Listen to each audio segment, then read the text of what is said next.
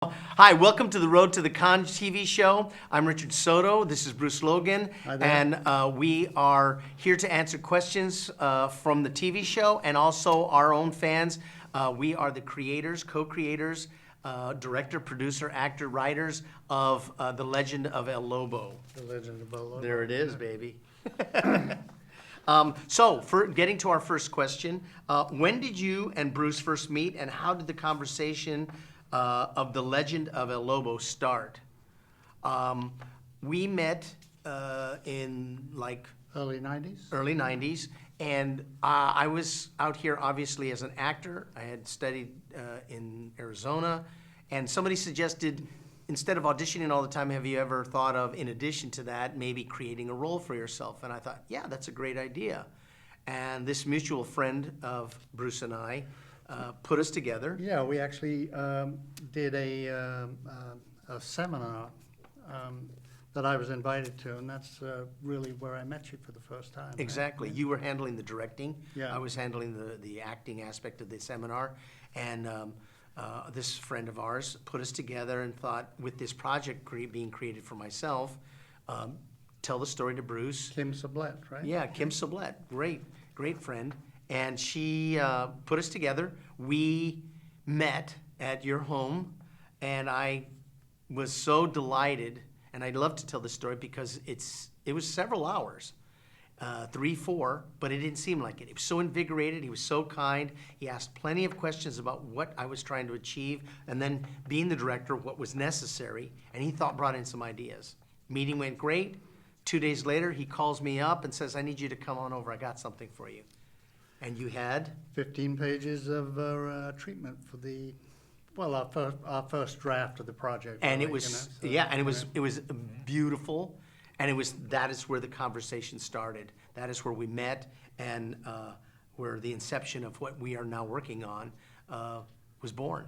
Yeah, very good. That So here's a question. Why was this project you two had to develop together? Well, I'd say, I love, as a writer, working with partners, because we have something called dialogue, and that means there are two people talking. Yes, So, yes, communicating. So actually, having a dialogue is a really good way to write a story. And coincidentally, I'm the same way. I like banter. I like the fact that an idea will be shaped as it's like forging it. Someone puts something down, another one strikes it until it becomes what it is. And in creating The Legend of El Lobo and writing the screenplay, we had a great time acting it out. Both of us writing, you know how it is, you writers out there. It was like, wait, you're typing, what did you say? Say that again. That was a great line. And and then just feeding off that energy. Yeah, and even when you have a bad idea, you say, "Here's the bad version," and then Two on the nose. Two on the nose. No, we do a lot of that, don't we? Yes, but good writing is really what's going on between the lines, not really the lines themselves. So, when it gets too on the nose, Pedantic, yeah. we don't like to have that in our scripts. So, developing together, we both love the story. Yes.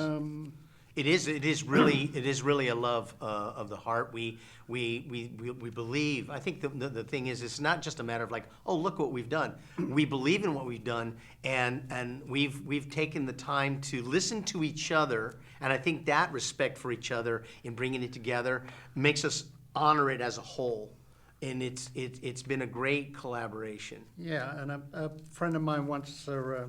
Talking about music and the blues, I was playing the piano for him once. He said, "Always trust an Englishman." So, once again, we have we have a Latino project, and I'm bringing some English balance. Exactly, and it is truly a multicultural world. Tell us how you went from the concept of The Legend of El Lobo to your premiere edition of the comic book. Actually, it's an interesting story because we started off writing a screenplay. So our comic book was actually an adaptation from the screenplay that we wrote, and it was obviously, you know, in one copy of the comic book, you can only tell so much of the story. So we had to decide how many sections we were going to break the screenplay up into in order to, you know, have a complete story arc within the comic book. But you know, so it existed in its own right. Right. But it was just a piece of the comic, right? Exactly. I mean, I think what you're bringing up is the whole thing of a lot of times people who read the original source material, like perhaps like, let's go to the Harry Potter books, you go 700 pages, it would be really crazy to try and take 700 pages and get all those details, lovely as they are, into a 2-hour movie.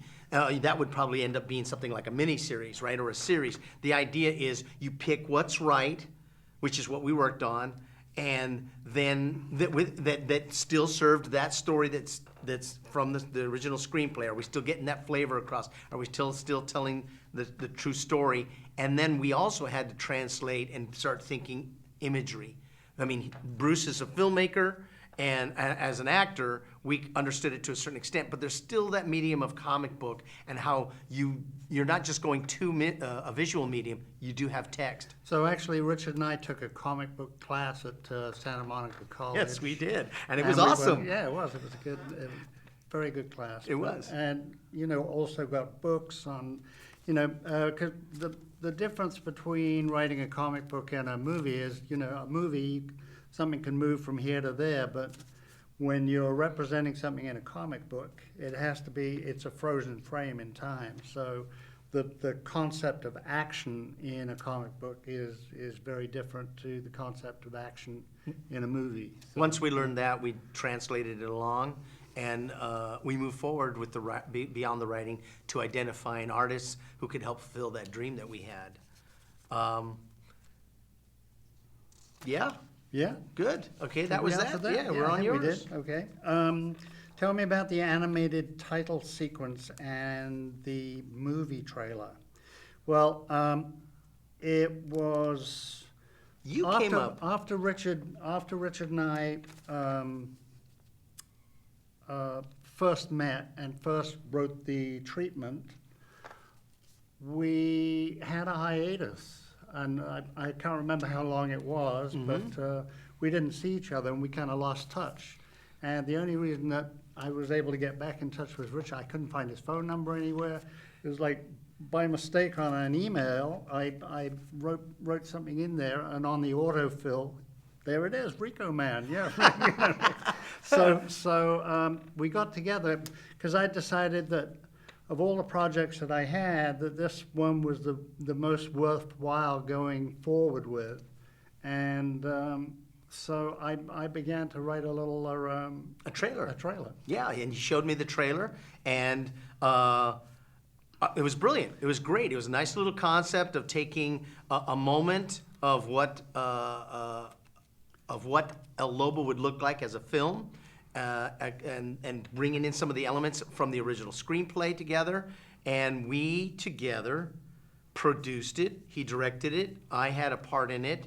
And in fact, you know, as an actor, you're not working as an actor all the time. You're always looking for work, or you're working to pay the bills. My work happened to be substitute teaching, and within that teaser trailer, the young boy who's playing Miguel, the character from the film, was being played by one of my students, who I happened to identify as we were getting together. That hiatus was over, and he said, I think we need to shoot a trailer. And I told him, I've got the kid that's going to be in this trailer. And he was great. He was fantastic. He was Yeah. wonderful. And it was also the only time that you got to play the lead character, because you're certainly not going to do it No, now. no, not anymore. We've moved beyond that. I'm now a senior citizen, right? But no, it's been great. We did the trailer, and then part of the trailer being that El Lobo is the story of a comic book artist. We needed comic book art for on camera. And we got an artist, Brett Marting, who did the art for us. Beautiful stuff. He's a great artist. And Where did we find Brett? you know what? I cannot remember. Did he come through a school source, a producer source? We'd have to think about it because You know, I think it was, you know, I used to shoot and direct a lot of television commercials, and, you know, a big part of that is coming up with director boards, which means that the advertising agency, they do kind of like a board of their concept, and it's up to the director to kind of like relay additional and, you know, specific information about the spot. So we're always hiring storyboard artists, and I believe that we Yeah. got Brett through. yeah, because I don't recall any other kind of like, you know, art school source and things like that. Right, yeah. And he had certainly been to art school, that was very obvious. And we started working using his Brett's artwork for being the main character. I was playing Rico Santiago at this time for the trailer, so I would run my hands over what had already been drawn. But we also had some very specific transitions in the trailer where we transitioned from live action into comic book frames. A dissolve. So we had to give Brett frame grabs of pieces of the trailer, and he had to turn that into comic books, and then we did dissolves between them, and then at a pictures of you working on the Precisely. Then at a certain point after the trailer had been made, we realized we had all of this artwork and that all we needed to do from certain aspects of frames that we had was we just needed a couple more frames of transition, which you requested, and then you animated the artwork that Brett had provided, and we had the 45-second trailer to let any potential investor or fan know the movie trailer shows you what it could look like as a film. The animation lets you know what it would look like as a animated feature, as a TV series on Cartoon Network, or even an electronic game. And actually, the animated title sequence was yet another project apart from the trailer itself, even though Correct. the question is. Yeah, So I think we overdid that question. but very, very thorough. Yes, Always indeed. give them the details. Tell us about your plans for the Legend of El Lobo. What do we want to do with this baby? Well, this is a very iconic story. It's a Latino superhero, which I don't think we've seen on screen yet. We've seen kind of tinges of it in some TV shows, I think. you know? Right, and we just recently had the Black Panther as the African American cultural hero.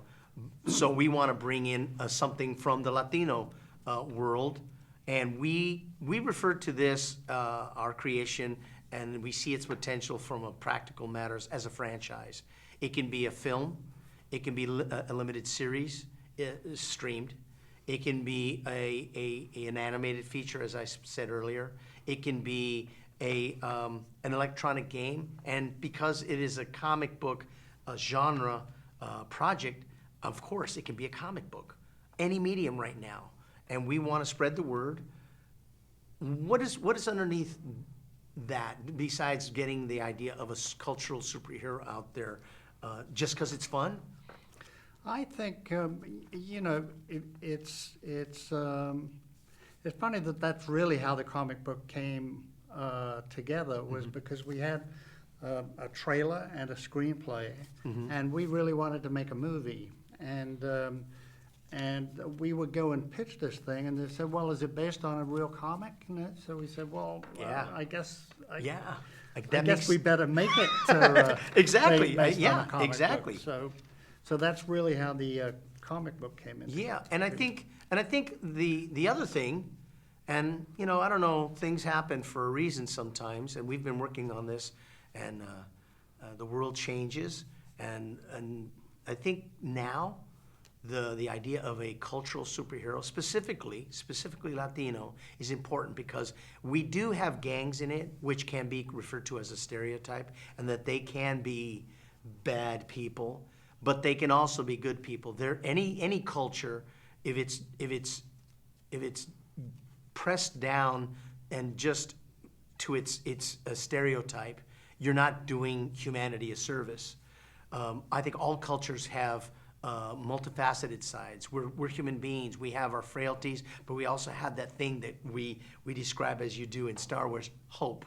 And I think it's important now to start telling other stories other ways. And we're trying to tell this story in many ways. And I think it's actually a lot more relevant today than when we first started Precisely. working on it. Just because of Precisely. all the negative stuff that's happening Agreed. at our borders. you know. Indeed.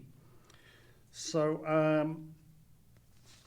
we got that one? That's it. Yeah, that's it. And tell me the main story about the Legend of El Lobo. Tell me about the two main characters, Rico Santiago and the Aztec warrior. Well, first of all, the main story, it's about a Latino comic book artist that becomes imbued with the supernatural powers of an Aztec warrior and does battle with the gangs in East LA. So that's a Yeah, pitch that line. is, yeah, that's the pitch. That's what he has, that's what he's doing. To expand further just a little bit, he has to learn to control this power that he has of becoming an Aztec warrior, and control the rage that he has, because he has to deal with the fact that these gangs he's battling killed his father, who was an original gang member, an OG member, more of along the lines of not a drive-by kind of shootings, but they worked things out. And yes, not to sugarcoat it, there was killings, but that in the end, he didn't want that lifestyle. Rico Santiago didn't want that lifestyle, and so he used his artwork to keep the kids out of gangs and to help lift his community. Unfortunately, that anger that he has over the death of his father, when he becomes El Lobo, the warrior, it doesn't allow him to control the power. It only enhances that revenge in his heart, and he was ripping out the hearts of the gang, just pulling it right out, punching into their chest, a version of his Aztec background, right? And when he discovers that he is killing, he seeks advice from the spirit world, and he asks them, why am I killing? And the spirit...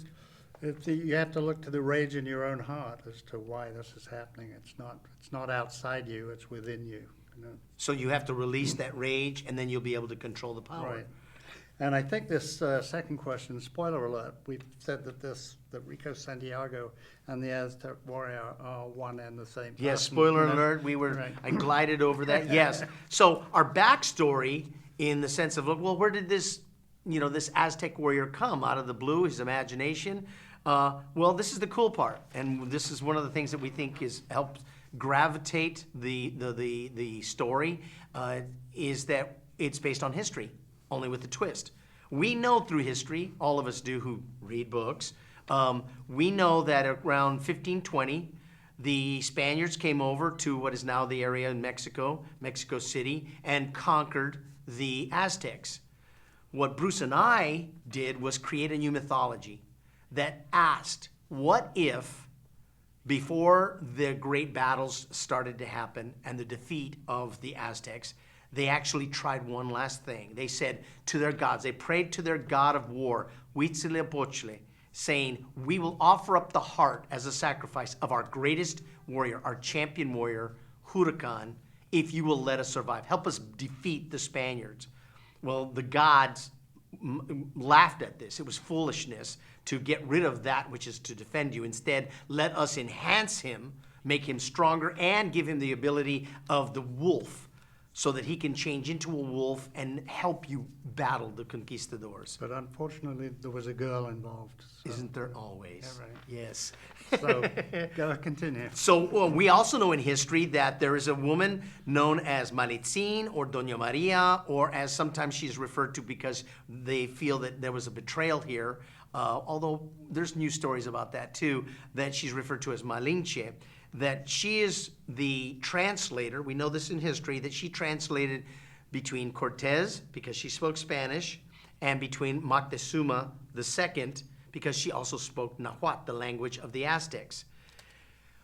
She also, according to history, connected with or became enamored of Cortez and bore him a child, Martin Cortez. And in our story, we made Malitzin, we made her the lover of our warrior Huracan. And when he is given the power of the wolf, El Lobo, he gets into a jealous rage. The power is enhanced, the jealousy is enhanced rather, and he kills indiscriminately. not only the conquistadors he's supposed to kill, but also his own people. Yeah, and to clarify, it's as Huracan's lover Correct.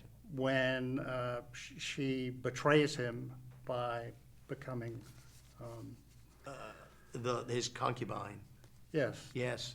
And so what we did was we added the idea that in our fictional story, our mythology, that this great warrior, realizing he's killed, that he's not worthy of the power, he is entombed in a secret ancient pyramid He has the priests entomb him and chain him. until somebody worthy can come along and assume the power of helping the people, protecting and defending. And so history moves forward. Conquistadors defeat the Aztecs. Cut to 500 years later, present day, a good person in the guise of Rico Santiago trying to help these kids out of the barrio, in the barrios, stay out of the gangs.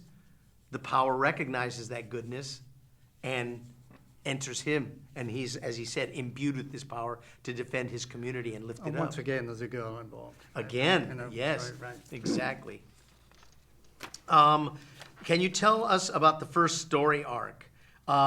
I think you have, I think we yeah. just did. I think that was Right. basically the backstory of 1520. Why don't you take the next one? So, well, actually, this is for you because you're doing our Facebook or social media. Okay. Tell me about your slogan, "Hello Warriors." Oh, hello, warriors. On Facebook videos. Yeah, Right. Yeah. That's my use of the Warriors is to try and make the fan base feel a little more comfortable, to feel more that they are a member of a family, a tribe, if you will, of helping create the swell of this grassroots effort to try and get this story more in the public mind, develop a fan base that wants and demands to see this as a film and all its other incarnations.